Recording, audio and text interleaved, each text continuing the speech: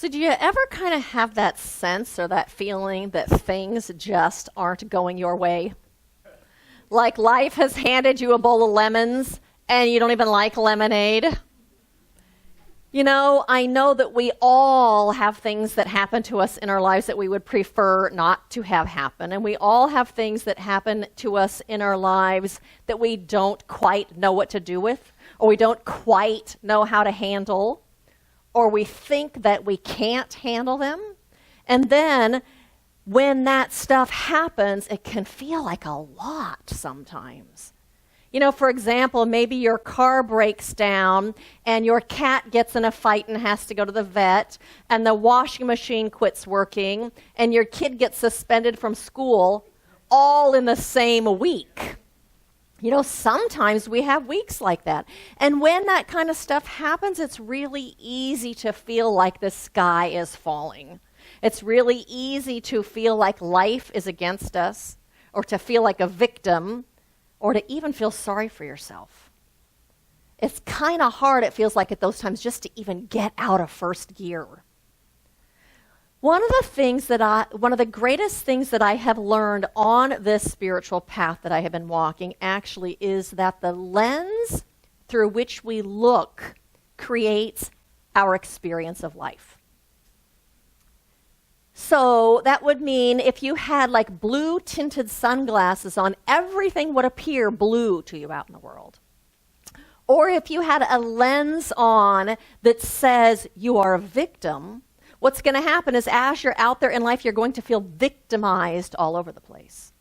Or if you're looking through the lens instead that says, or in addition to that, that you're not supported by life, then you're going to feel like things are heavy and like you have to do it all on your own, like you're all alone. But on the other hand, if you're looking through the lens that says everything always works out, and not just does everything work out, but somehow everything actually works for good. When you have that lens that everything works for good, what happens then is you have an easier time discovering the solutions to the challenges that are in your life. You find ways to resolve those challenges that you wouldn't even be aware of because you wouldn't be open to them when you're looking through that lens that says you're a victim and says that life is against you. When you're looking through that lens that says everything works out and works for my good, then you move through those challenges in your life with greater ease. And then you move through those things and you actually gain something valuable from them. Because that's the belief that you're coming from, that there's something in it that is actually for you. And you actually end up, when you get to the other side of it, being better for it than if you never even had that experience in the first place. Because our life is a result, an outpicturing of our expectations about life. Our life is a reflection of our consciousness about life. It's a reflection of our beliefs and our attitudes and our focus and where we place our focus. Our consciousness is the cause of our experience. I saw a video this week, I don't know if you've seen it online, that it has these 8 guys, and 4 of them are dressed in white shirts, and the other 4 are in black shirts, and they're basketball players. And the 2 sides have the 2 basketballs. Have you guys seen it? It's amazing. The 2 sides have 2 basketballs, and it says, this is an awareness test. What you're supposed to do is count how many times the guys in the white shirts pass that basketball. And so they all start moving all over the court, and they're in and out each other, and both sides are throwing the ball back and forth. And so I'm counting 1, 2, 3, another ball's going 4, 5, up to 11. And it ends, and it says, the white team threw the basketball 11 times. I got it. I was paying attention. And then it says, but did you see the bear that came through the middle of the picture moonwalking? It rewinds it and plays it over again. There's a guy in a bear suit that walks right through the middle of the whole crowd and then moonwalks backwards. I never saw it. I rewound it and watched the first one. It was right there and I never saw it. Our expectations and our focus create our experience, how we experience life. That's just the way that it is. And so the title of my talk today is Shifting Gears. And I'm actually talking about the fact that our experience of life is a result of our beliefs about life. And how shifting gears to trusting the good, to trusting the presence of God, to trusting life and that God is good and that life is good, actually opens us up to that good. Just like looking for the guy in the bear suit, let the guy in the bear suit show up. When we look for that, we open ourselves up to experience in our lives. It opens us to the good that's already available and enables it to unfold itself in our lives and through us. Because like attracts like. Because there's this thing called the law of correspondence. That our outside world corresponds to our beliefs and our attitudes and our focus. I know that all of us in this room want to live lives that are peaceful. We want to live a life that feels easy. We want to have a sense of peace and a sense of security and a sense that all is well in our lives. We want to have a sense of well-being, and we want to have this sense that we are cared for. We want to trust life, and we want to trust the good. The problem is so often when something shows up in our life that isn't the thing that we would prefer, what happens is we get so focused on that problem, and then what do? We focus on it and we talk about it. We tell everyone who will listen how terrible this problem is that we're having. We tell our spouse, and we tell our best friend, and we tell our best friend's friend, and we tell our next door neighbor, and you tell your coworker at work, and then what do? You post it on Facebook. And then you wonder why you feel so overwhelmed by it. Why it feels so big and it feels so heavy. You know, I know that we think that by sharing it and telling it, that it's kind of like a pressure valve and we're going to release some of that pressure. And for those of you who are external processors, we have to talk about it to a degree in order to wrap our heads around it, in order to hear ourselves so that we can come up with solutions. But if you are talking about the problem and telling the story over and over and over again just to talk about how awful things are, what you're doing is you're magnifying your experience of it. Every single time you tell the story, you're reliving the feelings of it. And you're keeping it alive with your energy and your attention and your focus every time you rehash and retell that story. But, on the other hand, if you are telling the story for the purpose of finding a solution, for the purpose of looking for a new way to see it, then you are opening yourself to that new way to see it, opening yourself to that solution. So it's only a release valve if and when we are telling the story to look for a solution, for an answer, for a new perspective about the problem. In the Science of Mind textbook, Ernest Holmes says, whoops, I just lost my page.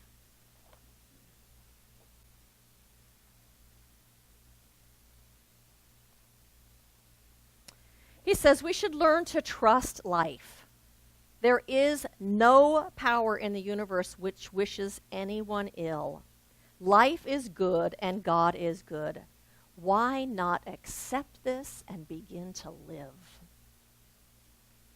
That life is good and God is good, and there is no power in this universe that wishes us ill. What if the presupposition that you moved through your life with was that life supports you? What if your presupposition that you entered every day with was that God is good and therefore life is good? that God is for you, and therefore life is for you, would you enter your day differently? Can you think about that for a second? What if that was your attitude and the lens you were looking through? Would you approach things in your life differently? Would you have more peace? Would you have more confidence? Would you have a greater sense of ease? Would you have a greater sense of, even in the midst of whatever's going on, that all is well? That everything is going to be okay? Would you have a greater calm or greater poise? Ernest Holmes also says in the Science of Mind textbook, to have faith in God is to have faith in the self. The real self is God, and as such can be implicitly trusted. We can trust that infinite presence just like we can trust our own highest selves, our own spirit. He also says we must awake to the realization that a divine partnership has already been formed between the seen and the invisible. We have a divine partnership with the infinite love intelligence upon which this universe is founded, is sustained, rests on, rests in. It's a divine partnership. And all that God is already right where we are. Never separate, never apart, never distinct, always right where we are, all around us and within us. And so we can trust that intelligence. We can trust that power for good. You know, good and God mean the same thing. We can trust the good. You can trust that it is on your side, and as you trust that, it unfolds as the peace that you desire in the middle of that situation.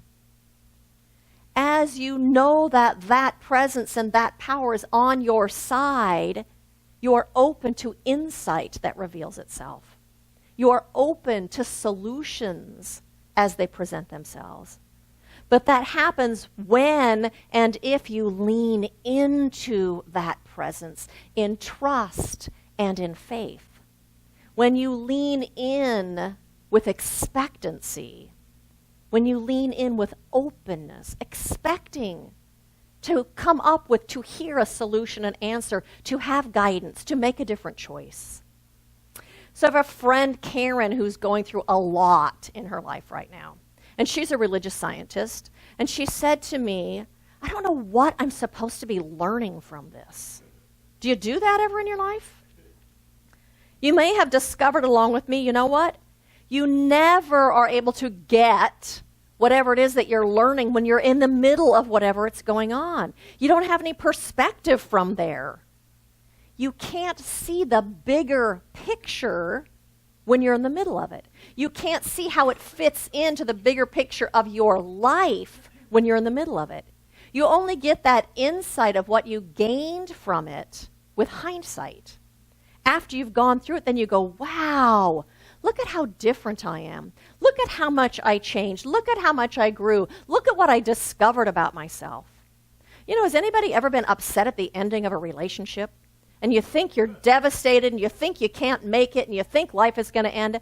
Oh my goodness, had I known how much I was going to learn by living by myself, to stand on my own 2 feet, and to have confidence in my decision making, and to have more strength, and to have more sense of self, all these gifts that come out of what seems like a challenge at the time.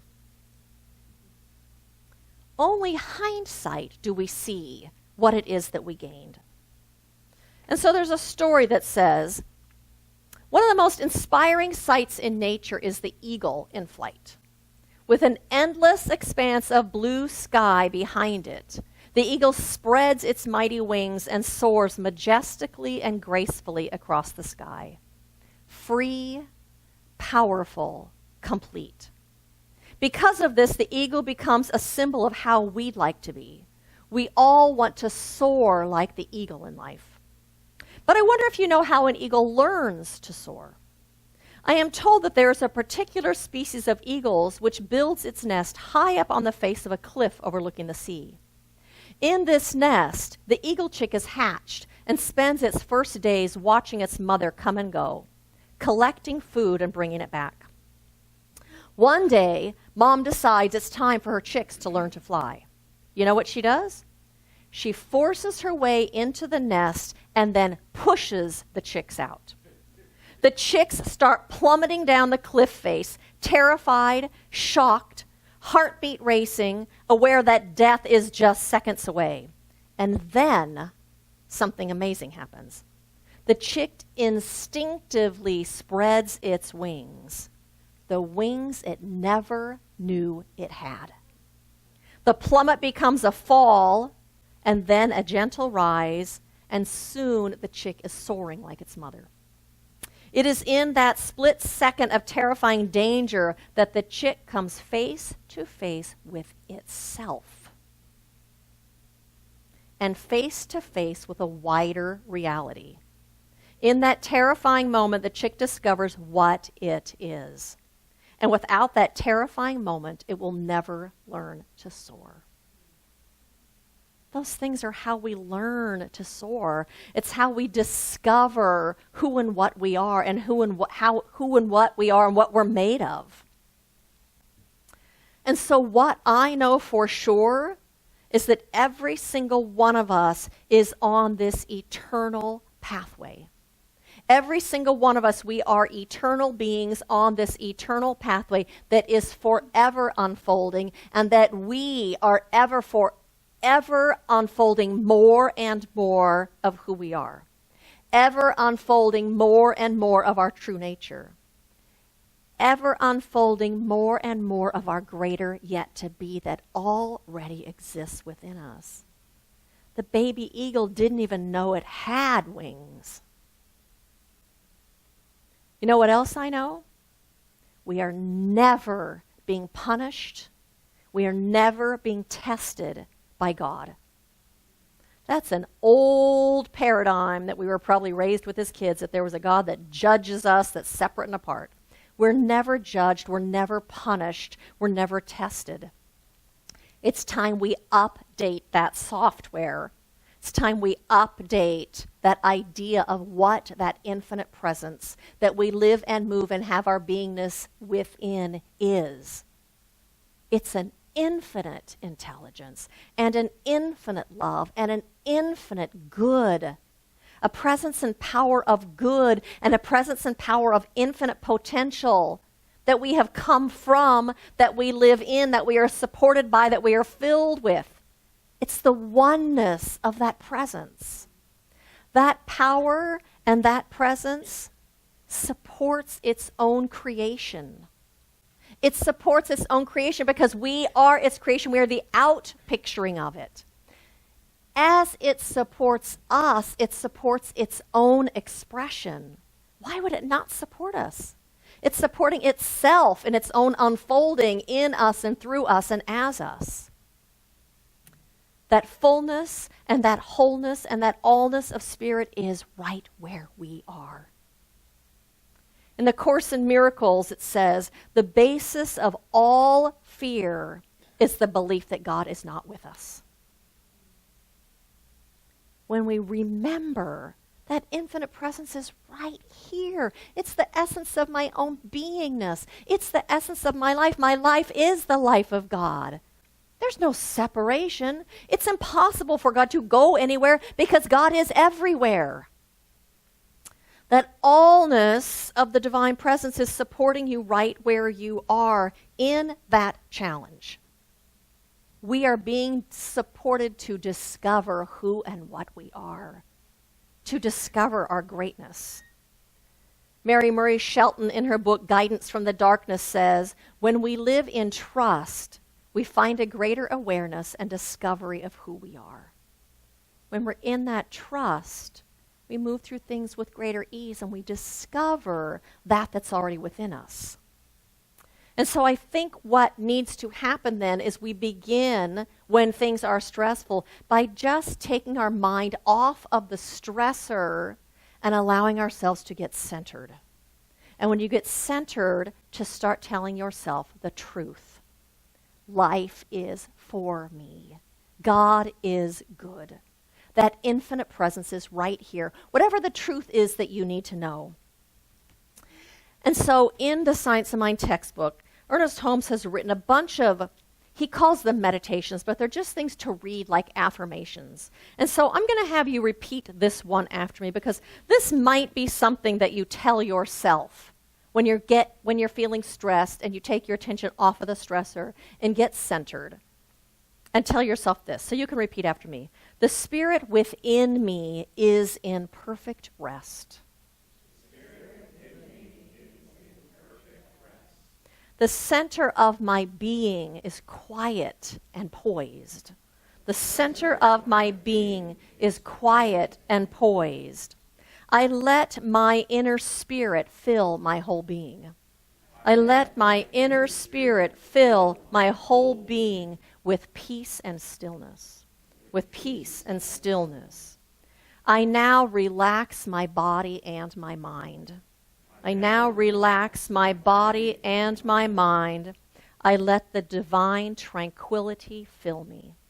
I let the divine tranquility fill me. Do you want to do it again? I thought so. The spirit within me is in perfect rest. The spirit within me is in perfect rest. The center of my being is quiet and poised.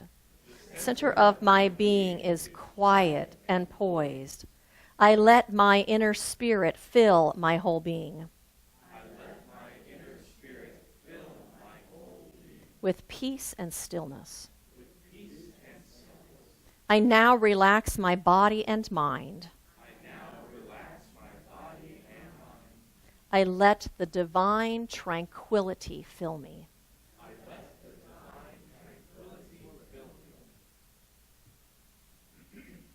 Does it feel good?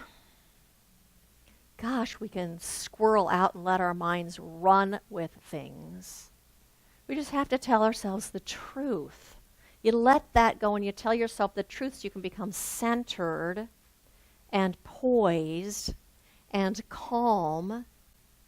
And then you see all sorts of options and have insight and solutions and inner guidance of where to go and what to do. You tell yourself the truth. Life is for me. God is for me. I can trust that God of my own beingness.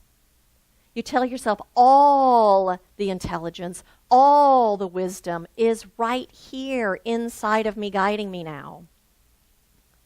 It is leading you on a pathway of peace. And it is leading you on a pathway of self-discovery. It is leading you on a pathway of unfolding good. But you must look for that. And you must trust that in order to find it.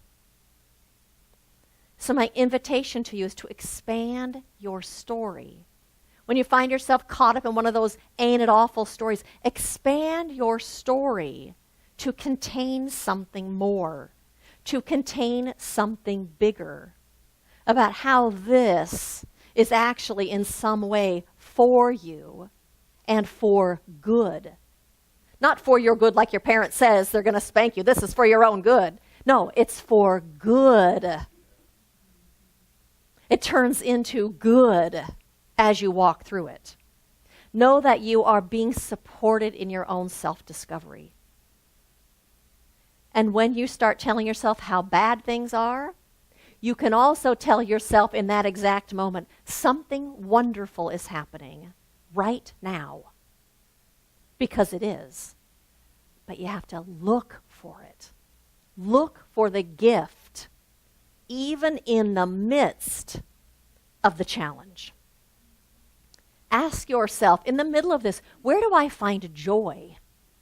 There's still joy in your life, and there might even be joy right there where you are. Where do I find joy in the middle of this? Where do I find happiness?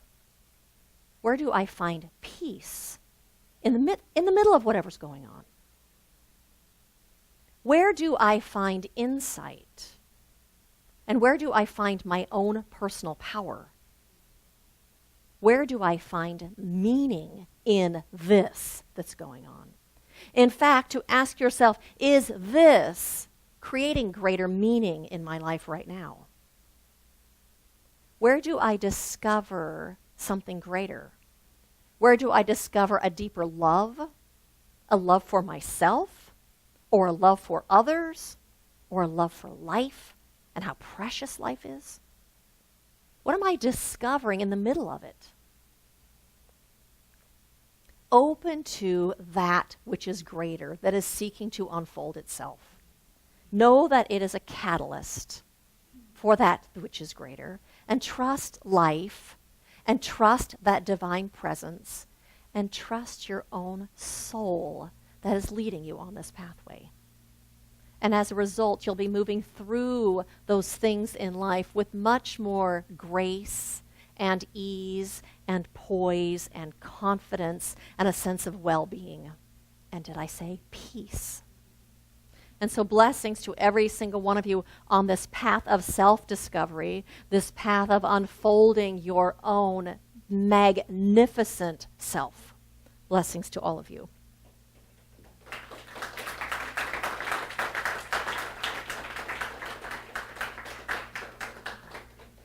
And so I invite you to join me in an affirmative prayer. And so we take our attention from this world of appearances and recognize that, yes, indeed, there is a divine partnership. And so we place our focus and our attention there, on that divine partnership, recognizing that there is only one power, one presence, one life, that which holds, contains everything within itself. That presence of the infinite one, love and intelligence and peace and good without bounds, whose center is everywhere and whose circumference is nowhere. That infinite presence fills all of time and all of space with its beingness, for it is the all in all, through all, as all. And so recognizing that, I recognize that it is impossible to be separate or apart from this infinite one. For everything is it in expression. And that means that I am it in expression and you are it in expression. And therefore we hold this conduit in our hands, for it is in our trust and in our faith and in our openness, in our looking for it, that we open ourselves to that boundless good. And in it flows, for that is its nature. We don't have to try, and it doesn't have to try. This is just what it does. It unfolds itself as a boundless good. And so today we recognize that we walk in that presence and with that presence and as that presence. That we live and move and have our beingness within it, and it lives and moves and has its beingness within us and within our lives and as our lives. And so today, if we have been holding on to any seeming challenge or difficulty, we let that go. And instead, we step into divine partnership in trust and in faith and in openness to receive the answer, the solution, the way, the gift, the unfolding of that which is beautiful and magnificent and a blessing. And so it is with a grateful heart and in recognition that this is a blessing that I release this prayer, knowing that it is unfolding itself in each and every single one of our lives right now because we have accepted it as so. And in that openness, it flows. And so I say thank you, life, for this. And if you are in agreement with these words, I invite you to say with me, and so it is.